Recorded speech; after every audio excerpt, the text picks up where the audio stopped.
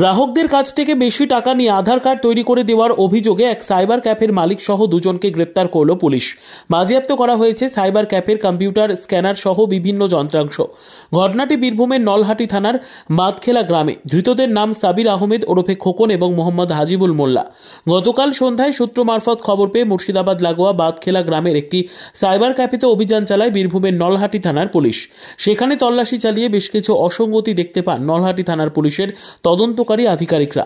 তারপরেই সেখান থেকে দুজনকে গ্রেপ্তার করে। বাজেয়াপ্ত করা হয় computer, fingerprint scanner, I scanner সহ বিভিন্ন যন্ত্রপাতি। আজ ধৃতদের রামপুরহাট মহকুমা আদালতে পাঠানো হয়েছে। আমরা সরকারিভাবে জানিয়ে কিন্তু আমাদের আধার কার্ড আগে হয়ে গিয়েছিল, আমরা করিনি। এটাই আমরা জানি।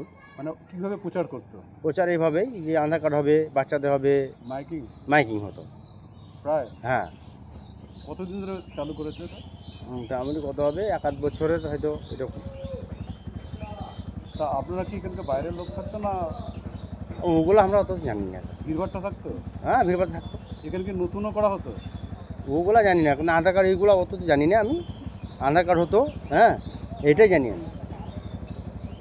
কী নাম? কাজেমুদ্দিন স্যার। বলবেন। নলহাটি থানার পক্ষ থেকে সাবির আহমেদ আলিয়াস খোকন শেখ আর মোহাম্মদ হাজিকুল মোল্লা, এই দুজনকে নলহাটি থানার পুলিশ আজকে অ্যারেস্ট করে এবং ফরওয়ার্ড করে পাঠানো হয় লন্ডন এসিজিএমের কাছে। এবং তাদের বিরুদ্ধে যে অভিযোগ সেটা হচ্ছে যে এরা আধার যে লিঙ্ক আপ করছে বা আধার কার্ড যেটা সংশোধন করছে বা তৈরি করছে, এরা হচ্ছে আনঅথরাইজড সংস্থা এবং অ্যাজ পার গভর্নমেন্ট অথরাইজড সেখানে রুলসে বলা আছে যে 50 টাকার বেশি ফিজ নেওয়া যাবে না। সেই জায়গাতে তারা প্রায় 350, 400, 1000, 1500 টাকা করে নাকি লোকেদের কাছ থেকে নিয়ে আধার আপডেট বা আধার সংশোধন করছে। এই পরিপ্রেক্ষিতে দীর্ঘদিন ধরে নলহাটি থানায় অভিযোগ জমা হয় এবং তার পরিপ্রেক্ষিতে নলহাটি থানার পুলিশ যখন নামে তদন্তে এই দুজনকে অ্যারেস্ট করে।